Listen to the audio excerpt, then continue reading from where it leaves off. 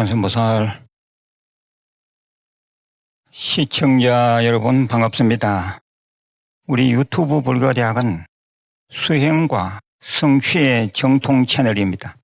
주위에 구독, 포교해 주시고 매번 좋아요 눌러주시면 부처님 법포교에 큰 도움이 되겠습니다.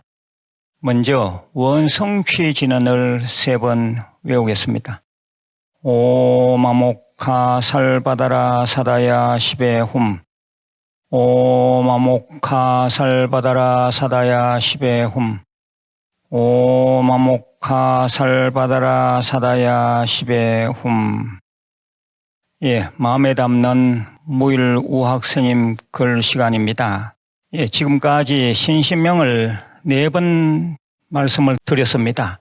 그런데 한 과목을 가지고 너무 오래 하면 지겹다는 의견들이 있어서 명심보감과 번갈아 가면서 한 달씩 말씀을 드릴 생각입니다.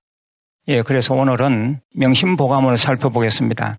명심보감도 앞쪽 부분은 좀 내용이 따분하고 어렵습니다. 그런데 저 뒤쪽으로 가면 얘기가 많습니다. 그 얘기가 우리들이 이미 알고 있는 그런 얘기들인지라 지겹지 않고 아주 재밌습니다. 그래서 오늘은 명심보감 아주 뒤쪽 효행속편이라는 대목이 나오는데, 효행속편은 실제 인물들의 효행 일화를 담고 있습니다. 보통 우리 영화 속편은 재미가 별로 없습니다. 하지만 효행속편은 아주 재밌습니다. 모두가 다 할머니께서 들려주시는 옛날 얘기 형식입니다. 그래서 교훈적인 얘기만 받아들이시면 되고요. 굳이 어려운 한문은 모르셔도 됩니다. 제가 번역한 원문을 쭉 한번 읽어보겠습니다. 첫 번째 얘기입니다. 손순이 집이 가난하여 그의 아내와 같이 남의 집에 머슴살이하며 어머니를 봉양하는데 아이가 늘 어머니의 잡수시는 것을 빼앗는지라.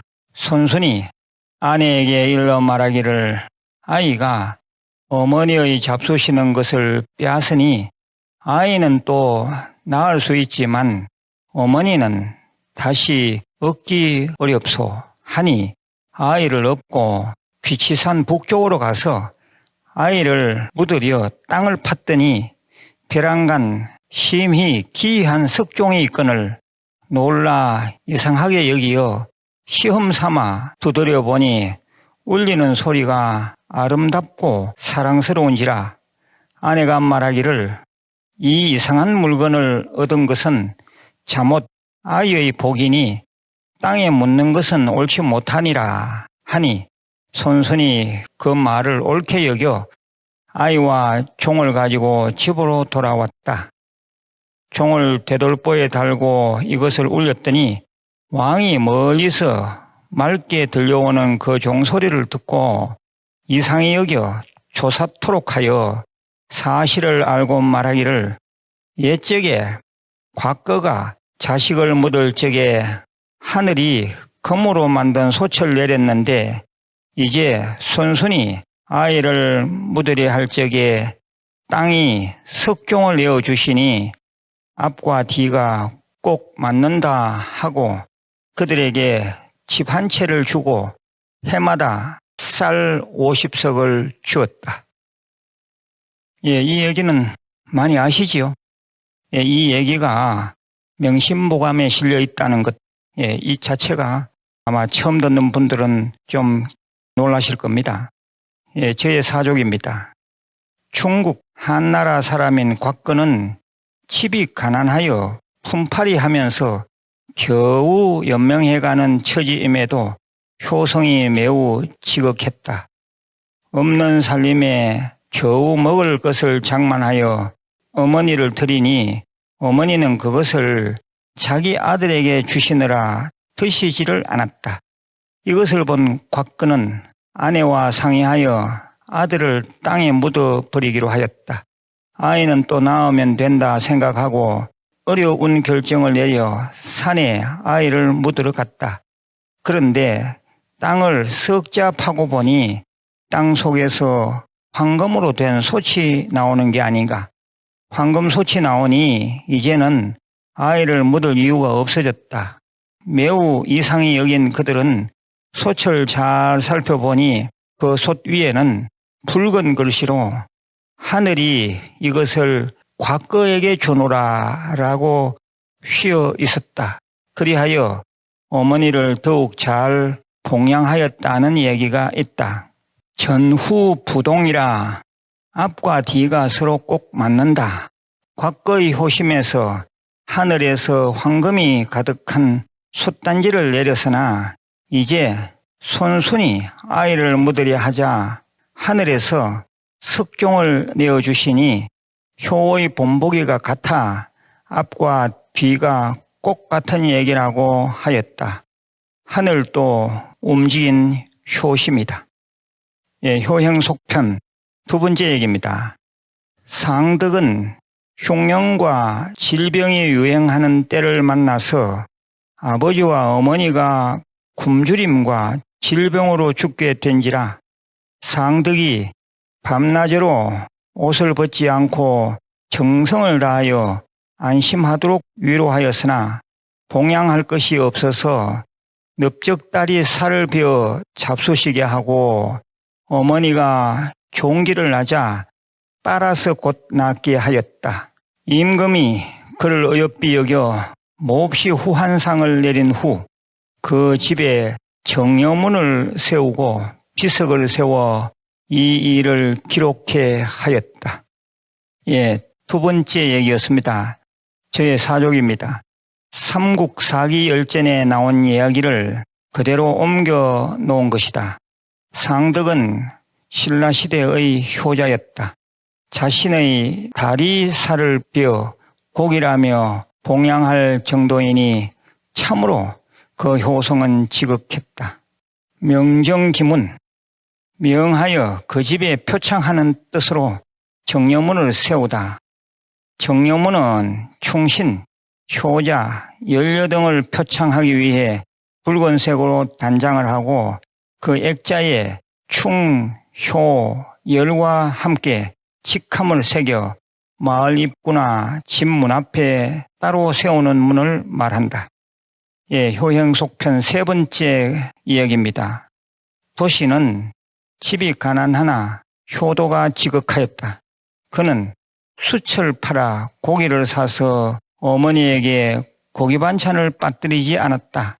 하루는 장에서 늦게야 밥비 돌아오는데 소울개가 고기를 채가서 도시가 슬피 울며 집에 돌아와 보니 소울개가 벌써 고기를 집안 뜰에 던져 놓았더라.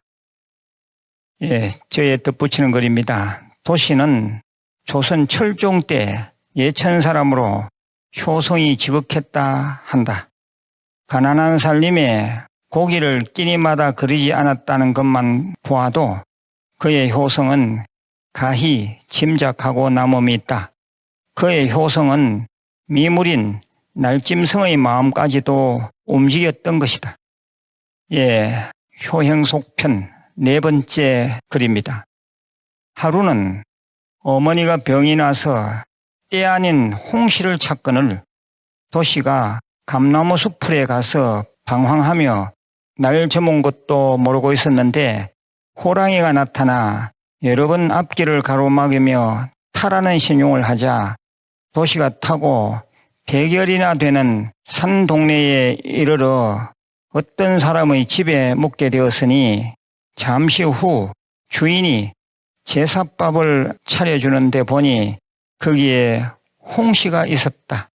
도시가 기뻐하여 감을 구할 수 있었던 내력을 묻고 또 자신의 사정을 말하였더니 대답하여 말하기를 돌아가신 아버지께서 홍시를 즐기셔서 매년 가을이면 감 200개를 골라 굴 속에 저장해 두곤 했는데 다음해 5월이 되면 그중 상하지 않은 것이 7, 8개밖에 남지 않습니다. 그런데 이번에는 상하지 않은 것이 50개나 되니 이상히 여겼는데 이것은 신장이 당신의 호성에 감동한 것인가 봅니다. 하고 홍시 20개를 내어주었다.